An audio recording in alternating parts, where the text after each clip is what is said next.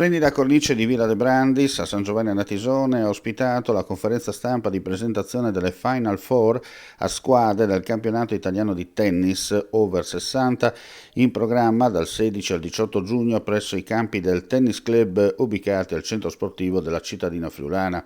4, come detto, le compagini a contendersi il tricolore. I padroni di casa del Tennis Club Natisone, il Tennis Club Tescaro di Chivasso in provincia di Torino, il Tennis Club Ancona e l'Eur Sporting Club Roma. Alla presentazione, oltre al presidente del sodalizio manzanese Gianfranco Ninino, anche gli sponsor che hanno contribuito alla riuscita dell'evento, il presidente del comitato regionale della Federtennis Friuli Venezia Giulia Antonio De Benedittis, il primo cittadino di San Giovanni al Natisone Carlo Pali, quello di Manzano Piero Furlani e i consiglieri regionali Mauro Di Bert, Lista Fedriga, Igor Treleani di Fratelli d'Italia e Roberto Novelli di Forza Italia. Tornando alla manifestazione sportiva, si parte come detto venerdì alle 10 con i primi singolari.